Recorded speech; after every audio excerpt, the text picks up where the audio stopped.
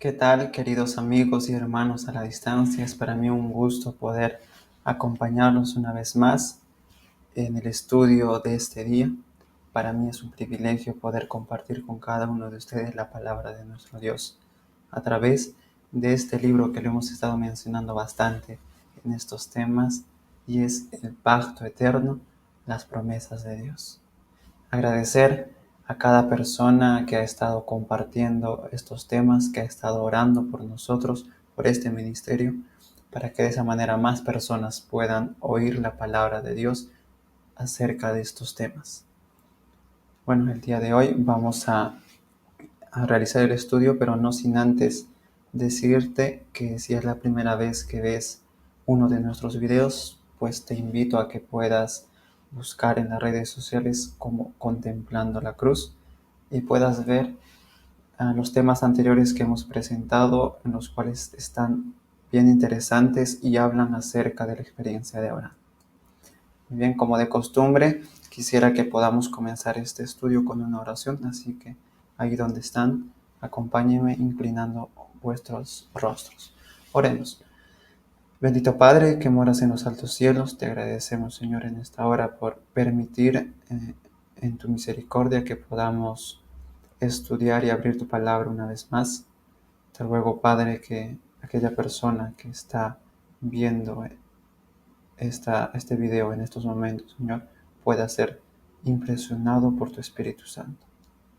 Pueda, Señor, llenar nuestras mentes con tu palabra, para que de esa manera comprendamos nuestra necesidad y podamos, Señor, encontrar salvación en Jesús.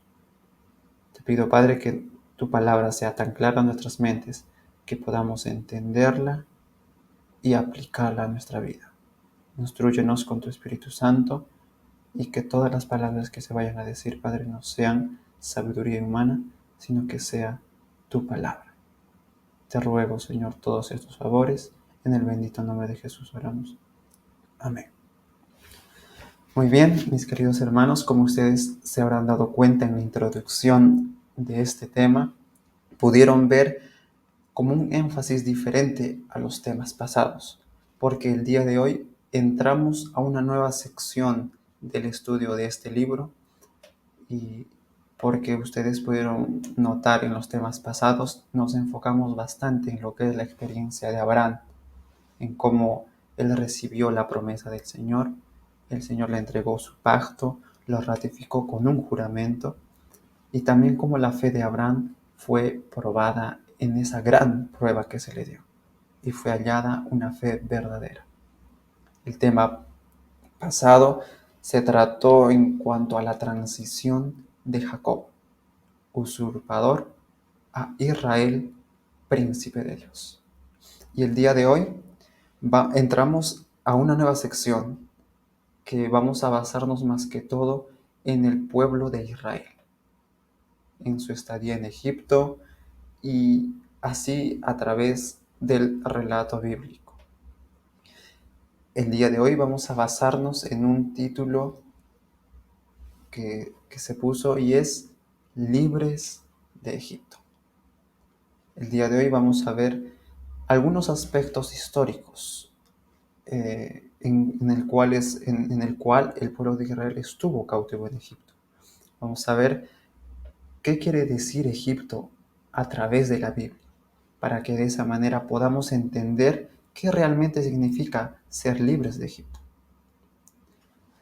Así que para esto quisiera que vayamos a recordar un poquito en cuanto a la promesa que se le hizo a Abraham, o al pacto que se le hizo a Abraham. Así que quisiera que ahí donde estás, si tienes la posibilidad, puedas tomar tu Biblia y acompañarme en la lectura. Dice así, Génesis el capítulo 15, el versículo 13 y 14. En esta ocasión, Dios le está dando el pacto a Abraham.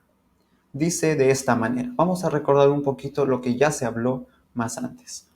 Dice así, entonces Jehová dijo a Abraham, ten por cierto que tu descendencia morará en tierra ajena, y será esclava allí, y será oprimida 400 años. mas también a la nación a la cual servirán juzgaré yo, y después de esto saldrán con gran riqueza. Es también aquí, en este mismo suceso, cuando Dios le dice a Abraham que él no va a recibir la herencia estando él vivo, porque le dice, tú descansarás y morirás en buena vejez. Y es aquí cuando le dice esto, que tu descendencia será oprimida por 400 años. La pregunta es, ¿será que Dios llevó al pueblo de Israel a Egipto por un error que ellos habían cometido o por tal vez un pecado grande que hayan hecho ellos? ¿O será que la Biblia nos muestra que el Señor tenía un propósito grande al llevar a Israel a Egipto? Y a través del estudio de hoy día vamos a ver que el propósito del Señor de llevarlos a Egipto y librarlos de allí tiene una enseñanza grande para nuestra vida, porque es una experiencia simbólica de lo que el Señor quiere hacer hoy con cada uno de nosotros. Ahora vayamos a ver lo que dice Esteban, inspirado por el Espíritu Santo, respecto también a este asunto. Hechos, el capítulo 7, versículo 17 en adelante, dice de esta manera Esteban: pero cuando se acercaba el tiempo de la promesa que Dios había jurado a Abraham, el pueblo creció y se multiplicó en Egipto. Esa promesa que Dios había jurado a Abraham era esa que acabamos de ver, donde Dios le dice que después de 400 años Él lo iba a librar. Llegando a esa promesa, dice, el pueblo creció y se multiplicó en Egipto hasta que se levantó en Egipto otro rey que no conocía a José. Este rey, usando de astucia con nuestro pueblo, maltrató a nuestros padres hasta obligarlos a que expusieran a la muerte a sus niños para que no se propagara. Ustedes conocen la historia de Moisés y es exactamente lo que él está relatando en estos momentos. Ese rey que no conocía a José pertenecía a otra dinastía. Era un pueblo que viniendo del este había conquistado Egipto. Y ese rey no conocía nada del Dios de Israel. Es por eso que los sometió, los maltrató y aún más dio muerte a sus hijos. En el libro de Isaías, el capítulo 52, dice de esta manera: porque así dice Jehová, de balde fuisteis vendidos, por tanto, sin dinero seréis rescatados. A Egipto, porque así dijo Jehová, el Señor. Mi pueblo descendió a Egipto en tiempo pasado para morar allá, y el asirio lo cautivó sin razón. Y ahora dice, ¿qué hago aquí? Ya que mi pueblo es llevado injustamente. Los que de él se enseñorean lo hacen aullar y continuamente blasfeman contra mi nombre todo el día, dice Jehová. Por tanto, mi pueblo conocerá mi nombre en aquel día, porque yo mismo que hablo, he aquí, estaré presente. Por este texto que acabamos de ver, podemos notar que la opresión a Israel en Egipto también implicaba oposición y blasfemia en contra de Dios. En cierta forma, esto también representa el desprecio de Egipto hacia el Dios de Israel y la religión que ellos tenían, si se dan cuenta. Pero también resalta un aspecto, y es el rescate. En la última parte donde dice, he aquí, yo estaré presente, dice Jehová, también denota un rescate. Entonces, la liberación del pueblo de Israel de Egipto es muy parecida a la liberación que va a experimentar aquel que, según el apóstol Pablo, está vendido al pecado. Son experiencias bien parecidas, que tienen una similitud grande. El apóstol Pedro dice en Primera de Pedro, valga la redundancia, el capítulo 1, Ya sabéis que fuisteis rescatados de vuestra vana manera de vivir, la cual recibisteis de vuestros padres, no con cosas corruptibles como oro o plata, sino con la sangre preciosa de Cristo, como de un cordero sin mancha y sin contaminación. Si se dan cuenta de que la liberación también se refiere a una liberación del pecado. La liberación de Egipto, por una parte, es un símbolo de la liberación del pecado que el Señor quiere obrar en cada persona.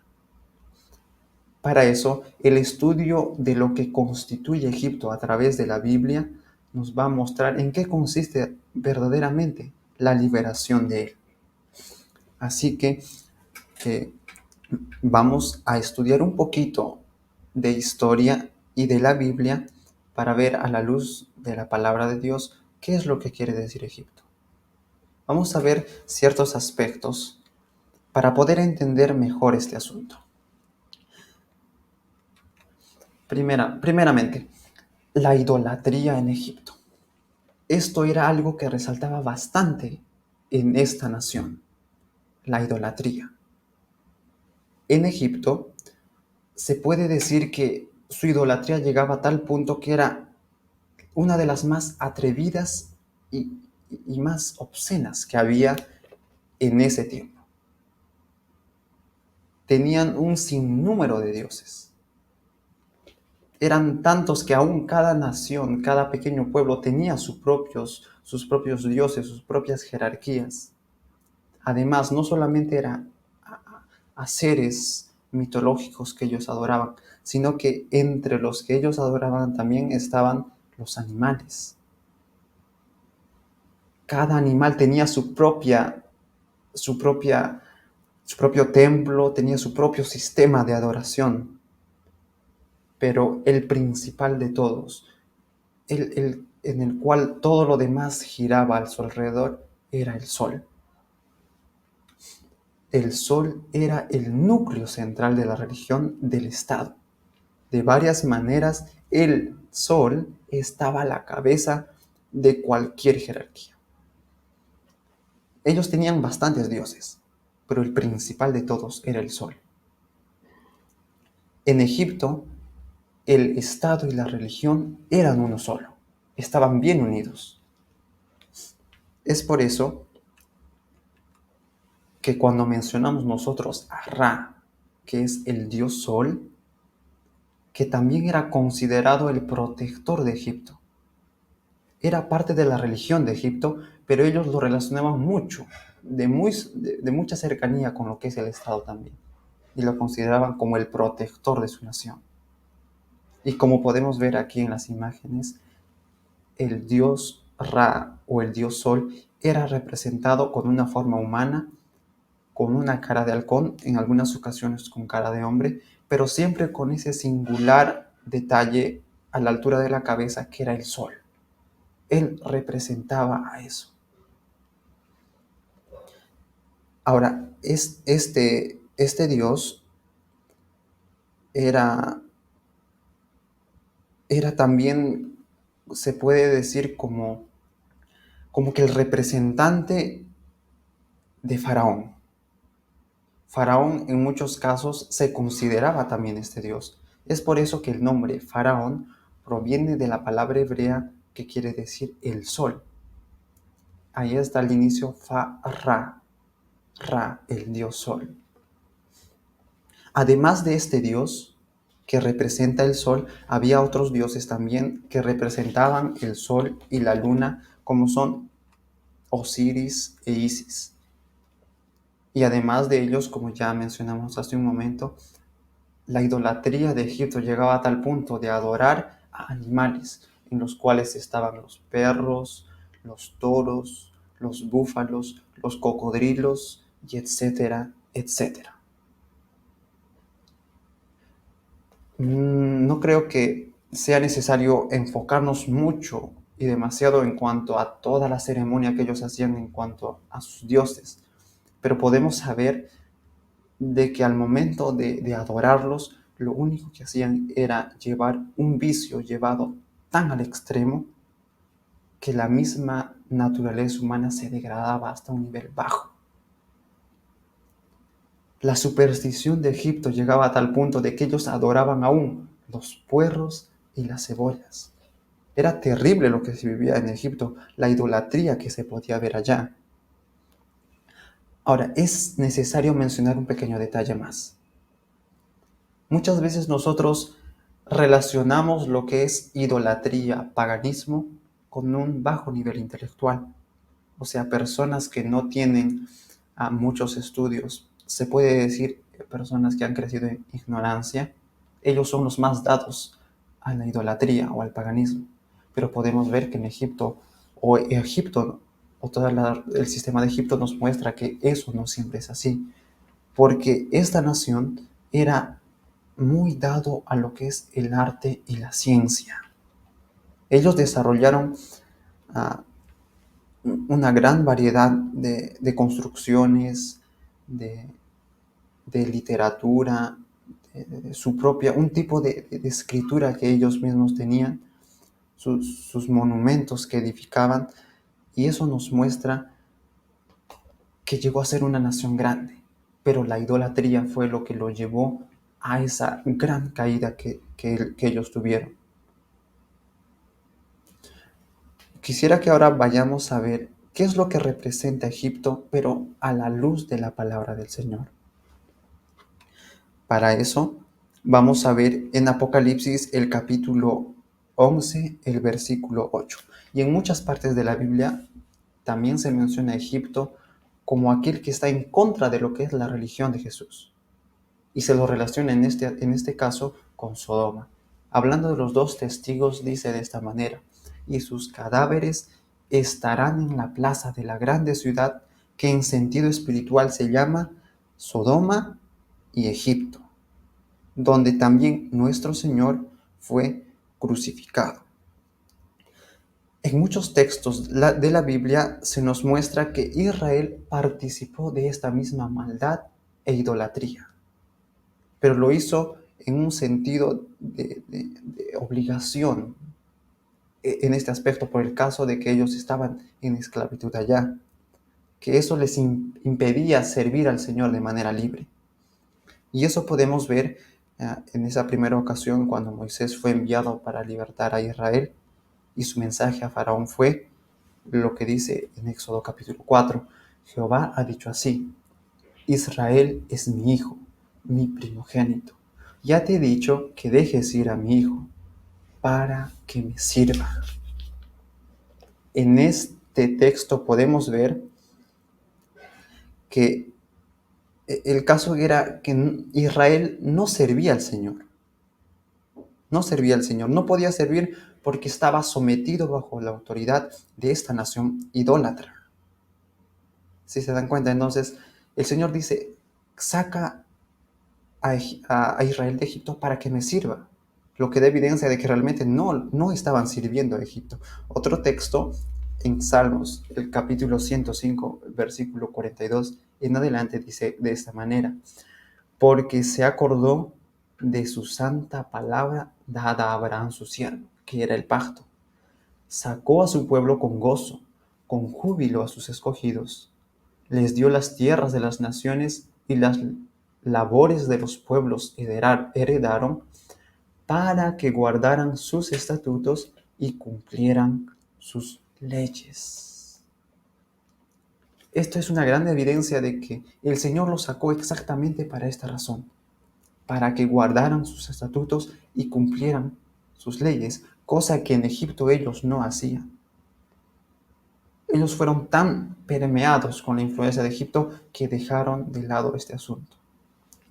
Pero la evidencia más grande que podemos ver respecto a que Israel participó de la idolatría de Egipto es en el reproche que el Señor les da de abandonar estas mismas prácticas.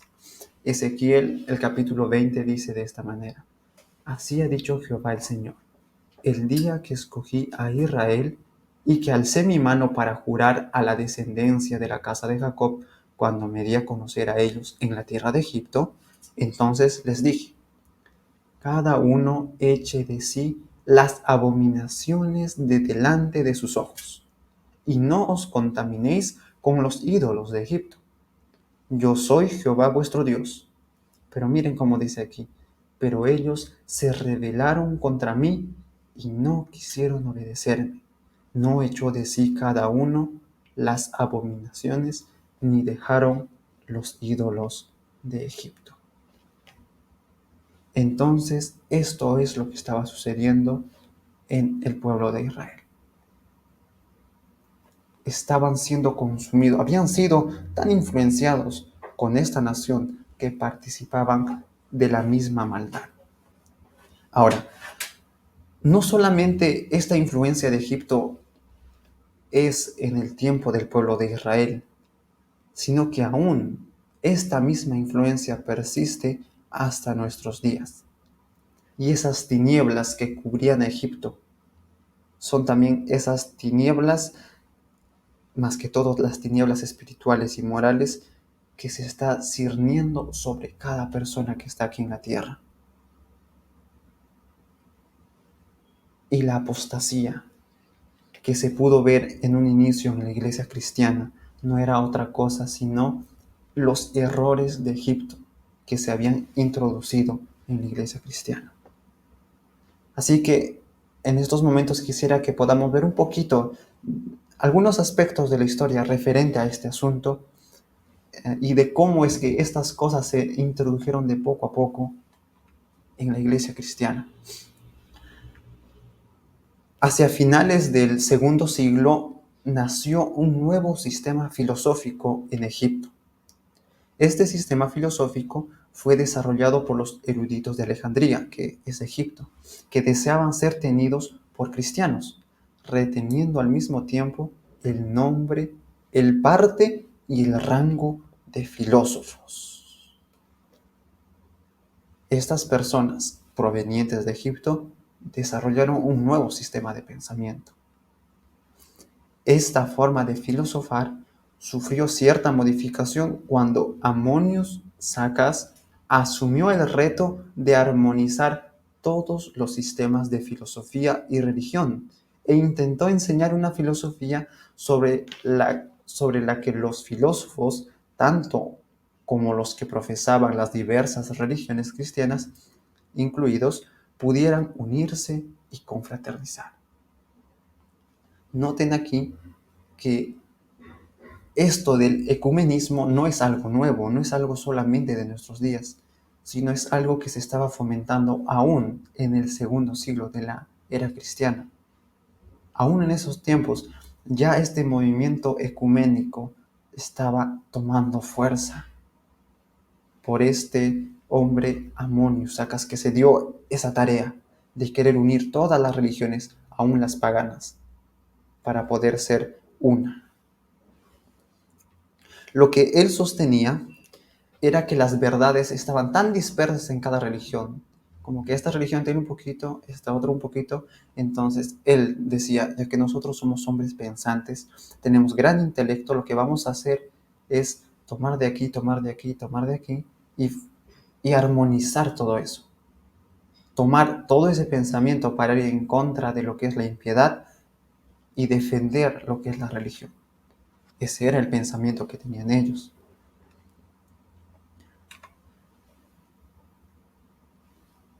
Ammonius, este mismo hombre, sostuvo que todas las sectas profesaban uno y el mismo sistema de verdad, solamente con alguna diferencia menor en sus concepciones. Siendo así, mediante algunas explicaciones podían ser fácilmente reunidas en un cuerpo.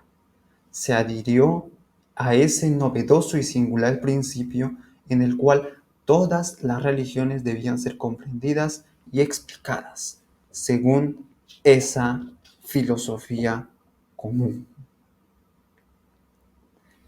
Lo que estaba haciendo este hombre era exactamente lo que acabamos de decir hace un momento, era intentar armonizar las creencias, el sistema religioso de todas las religiones, aún la religión cristiana, en donde ellos decían de que todo debe ser dirigido y guiado según la filosofía común. Y hay que recordar que la filosofía, la única que existía, era la filosofía pagana, porque estos hombres eran eruditos de Alejandría, del mismo Egipto, y su forma de pensar, su forma de expresar sus ideas era tan contaminado con esa idolatría, que esa filosofía no era más que una representación más sutil de lo que eran esas mismas tinieblas de allá en Egipto. Y ahora no se nos va a hacer difícil imaginarnos cuál fue el resultado de que aún en el magisterio estaba este mismo pensamiento. Cuando digo magisterio me refiero a los maestros, a los instructores de ese tiempo. En el siglo III, uno de los estudiantes de Amonius, de este mismo hombre, llamado Orígenes, estaba a la cabeza de la escuela de catequesis o seminario teológico de Alejandría, que era la sede del saber. En ese tiempo, cuando uno quería conocer más, uno quería desarrollarse más, quería tener un alto grado de conocimiento, uno iba a Alejandría. Es como el Harvard de nuestros tiempos, la sede más grande de conocimiento, de más prestigio, era Alejandría. Y este hombre, discípulo de Amonius, era la cabeza de esa escuela. Estuvo a la cabeza de los intérpretes de la Biblia en ese siglo y fue minuciosamente imitado por los jóvenes formados en ese seminario. Y he aquí la pregunta: ¿será que nos es necesario velar por la educación de nuestros jóvenes en este tiempo? Si en los tiempos del tercer siglo ya estaba el pensamiento egipcio involucrándose en lo que es la religión, ¿cuánto más en nuestros tiempos? Mis hermanos, es necesario recordar que el Señor tiene un sistema de educación y el mundo tiene otro sistema de educación. Hay que tener cuidado con los instructores en los cuales nuestros hijos están sujetos o los jóvenes están sujetos, porque así como es el instructor, a eso es moldeado el joven. Yo creo que esto es algo importante de considerar. Necesitamos velar más en cuanto a qué educación estamos recibiendo. Necesitamos conocer cuál es la educación correcta, cuál es la educación que el Señor aprueba. Pero para esto nosotros necesitamos ponernos de rodillas, rogar al Señor y decirle: Señor, muéstrame qué es lo que quieres, cuál es la forma de educarme de la manera más correcta, y yo quiero ser participante de esto. Y el Señor está dispuesto a educarnos a cada uno de nosotros. Pero podemos ver que la educación en esos tiempos ya estaba tan entremezclada con la idolatría y el paganismo. Este hombre, Orígenes, tenía una destreza filosófica que consistía en hacer existentes, por sus palabras, cosas que realmente no existían. Él tomaba la Biblia como cualquier otro libro de filosofía, en donde poder mostrar su gran capacidad intelectual. Para él, o para aquellas personas que eran filósofos, el leer un simple pasaje de las Escrituras y creerlo tal como ella dice, y de esa manera ir nuevamente a la Biblia a seguir aprendiendo más de ella, para ellos eso era algo muy bajo e indigno, porque decían que eso estaba al alcance de cualquiera. Para ellos era su deber el extraer de la Biblia cosas tan grandes que la mente común no podía distinguirlas, por el simple hecho de que no existían. Es por eso que de esa manera sustrajeron del pueblo común la Biblia.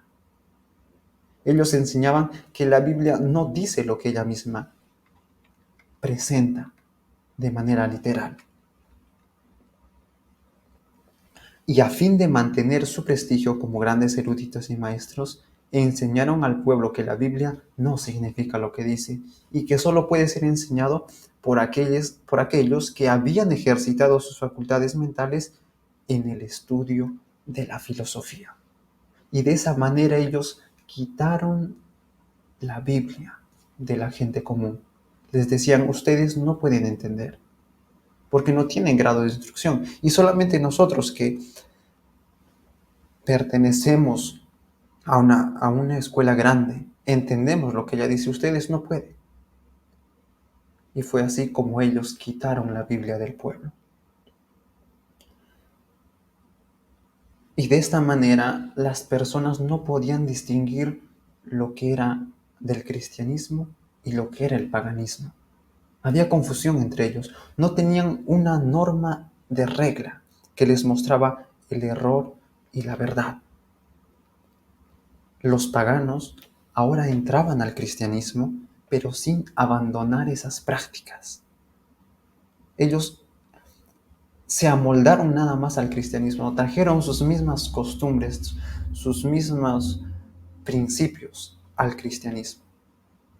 Y los cristianos no sabían la diferencia y ellos lo adoptaron también. Las personas fueron inducidos a abrazar el cristianismo sin sentir la necesidad de abandonar esos principios que tenían antes.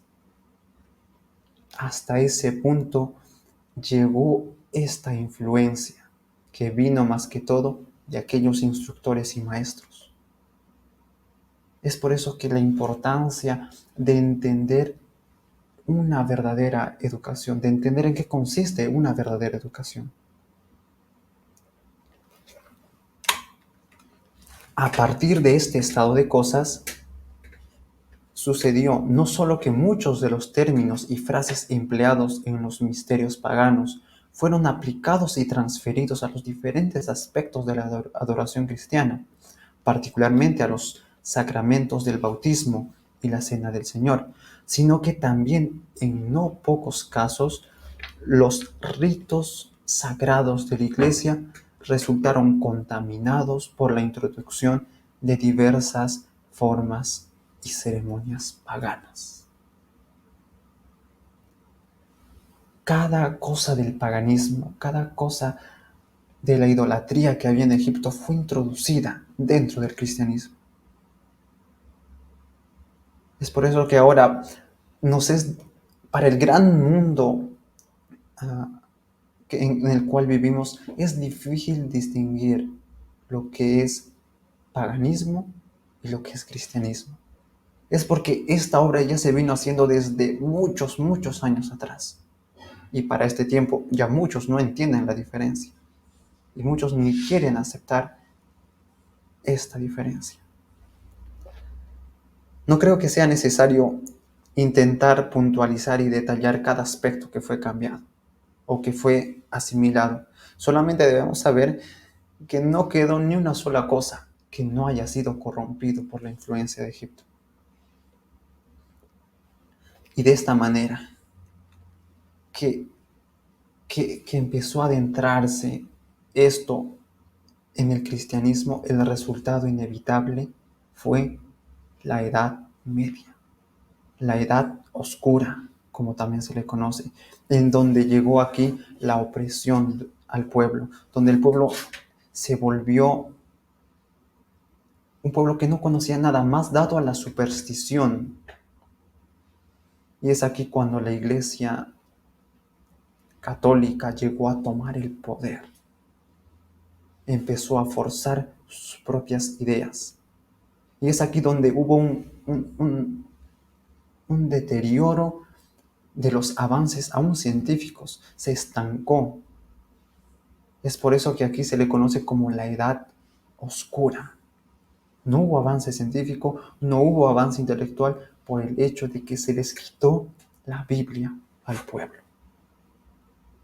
El pueblo no conocía, no sabía. Y había otros que regían sus pensamientos. Pero esto continuó hasta la época de la Reforma. Pero ahora, la Reforma no completó esta obra. Porque una verdadera reforma no termina nunca, sino que está en constante crecimiento y avance positivo. En cambio, hasta este entonces, la reforma también se llegó a estancar. Y esto se debe a que aquellos que fueron los discípulos de esos grandes reformadores no tenían ese mismo espíritu y ánimo que ellos tenían. Ellos solamente se quedaron con el pensamiento de estos reformadores. Y se repitió la misma historia, que se empezó a recibir la palabra del hombre como superior a la palabra de Dios. Se conformaron a creer nada más lo que aquellos reformadores decían. Y de esa manera, muchos de estos errores que en un inicio estaban en la iglesia cristiana, permanecieron todavía en la iglesia de hoy. Es por eso que el gran mundo protestante todavía mantiene muchas cosas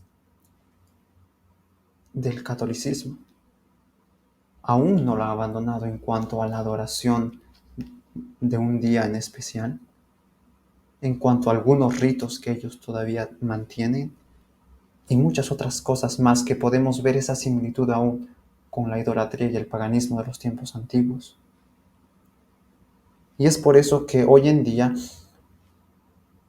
todo el cristianismo en general parece ir en un camino descendente. Ya muchos han adoptado este pensamiento del creacionismo evolutivo, en donde ellos sustentan de que la creación de Dios viene siendo hecho millones y millones y millones de años, siendo guiados también por la así llamada alta crítica, donde ellos son los que entienden supuestamente correctamente la palabra de Dios y ellos son los que dan la última palabra. Un historiador dijo las siguientes palabras: el paganismo no fue extirpado, sino asimilado, y el cristianismo ha venido sufriendo en razón de ello desde entonces en mayor o menor grado. A partir de lo que hemos dicho hasta este momento, podemos ver que las tinieblas que estaban en Egipto, las tinieblas morales, las tinieblas en todo aspecto, son las mismas tinieblas que hoy se está viendo en este mundo. El Señor no solamente quería librar al pueblo de Israel de la esclavitud física, sino de algo mucho más grande e importante, que era la esclavitud espiritual. Quería librarlos de esta influencia de Egipto. Pero podemos ver a través de la Biblia que el pueblo de Israel todavía tenía en su corazón a Egipto. Dice en Hechos el capítulo 7, pero nuestros padres no quisieron obedecer, sino que lo desecharon y en sus corazones se volvieron a Egipto. A lo largo de toda la historia de la Biblia, el pueblo de Israel fue advertido en contra de Egipto, lo que da evidencia de que ellos no estuvieron libres de la influencia que de ella procedía. Cristo vino aquí a la tierra a librarnos de la esclavitud, a librarnos de la esclavitud mucho más grande que simplemente la esclavitud física. Él nos vino a librar de la esclavitud del pecado. Es por eso que Él se humilló, se hizo hombre, para poder librarnos de eso. Mirando desde ese punto de vista, podemos ver en lo dicho por Mateo, el capítulo 2, de Egipto llamé a mi hijo. En este texto podemos ver que hay un profundo significado, mucho más grande de lo que nosotros podemos imaginarnos. Jesús también fue llamado a salir de Egipto. Ese es el llamado que el Señor hace a cada uno de nosotros. Porque el salir de Egipto es también para todos aquellos que están incluidos en Cristo. Mis queridos hermanos, todos nosotros estamos siendo llamados a salir de la influencia de Egipto. Es interesante ver cómo la Biblia se enfoca muchas veces en este aspecto. Y es porque sin darnos cuenta todavía tenemos a Egipto en nuestro corazón. Todavía estamos con esas influencias, con esas prácticas que tal vez a nuestro parecer ya no hay esa distinción entre lo correcto y lo incorrecto. Es por eso que Jesús como ejemplo nos da el haber salido de Egipto. Pero aquí hay un detalle más. El pueblo de Israel, aunque se dio cuenta de que estaba esclavo, aunque sintiese deseo de ser libre, entendió que no podía librarse a sí mismo. Su esperanza estaba puesta en aquel libertador prometido. Esto nos muestra que por más deseos que nosotros tengamos de librarnos del pecado, no podemos por nosotros mismos.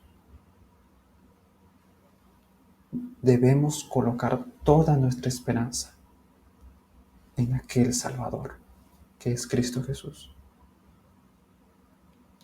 El pueblo de Israel deseaba libertad, pero no podía librarse. Eso mismo debemos entender nosotros, mis queridos hermanos. El Señor quiere libertarnos, quiere darnos libertad. Como Él mismo dijo, el libre se queda en la casa, pero el esclavo es echado fuera.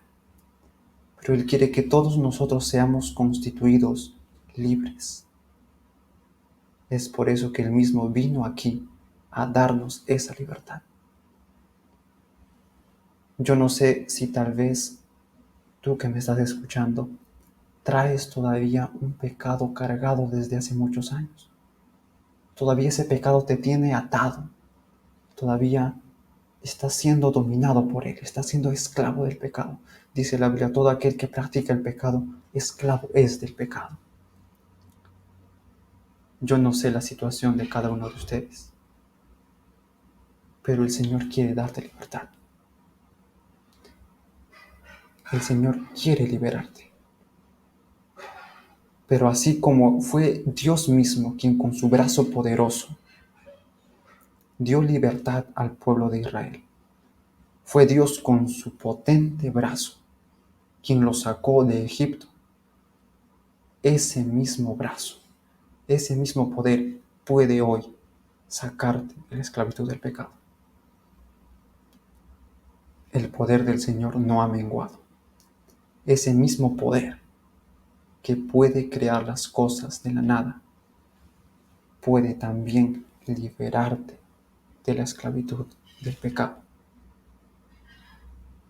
Y así como el pueblo de Israel requirió una fe muy especial para salir de Egipto, nosotros también necesitamos esa fe para poder ser libres del pecado.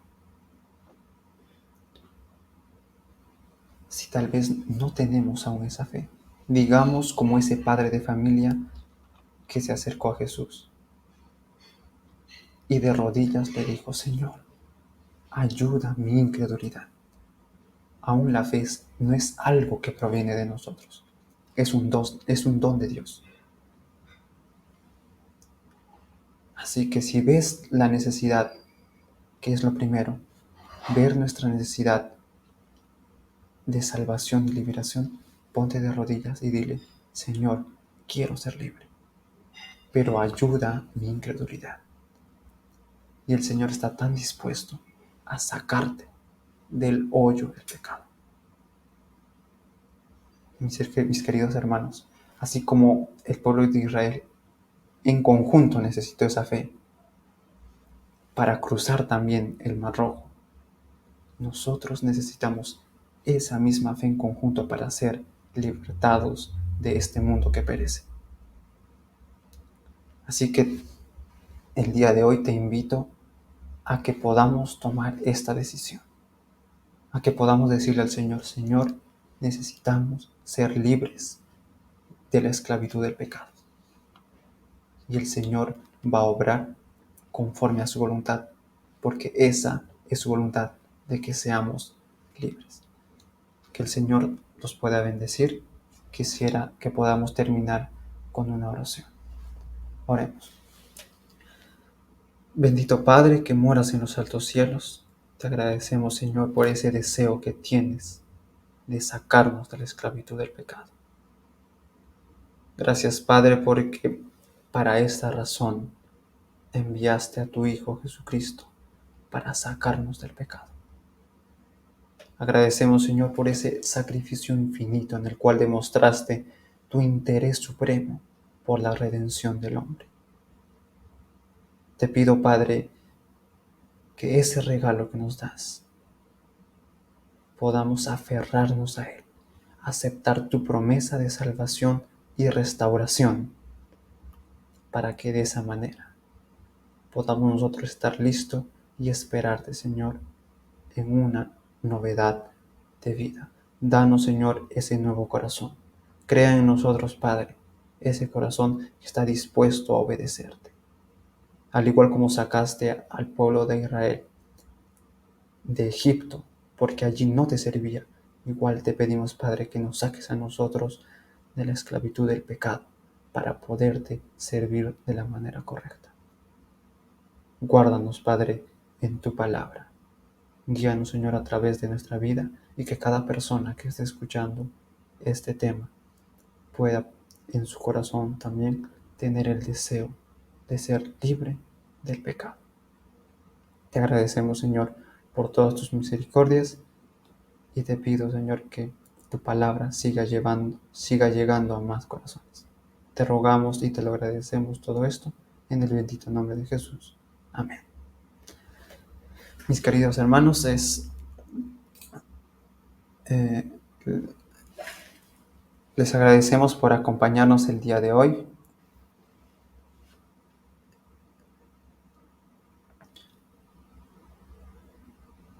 Que el Señor los pueda bendecir, y puedan seguir acompañándonos y compartiendo los videos que hemos estado transmitiendo estos días, y puedan también suscribirse a nuestro canal, para que de esa manera los videos los puedan tener en las notificaciones y no se puedan perder ni uno. Los temas que se vienen van a ser muy interesantes.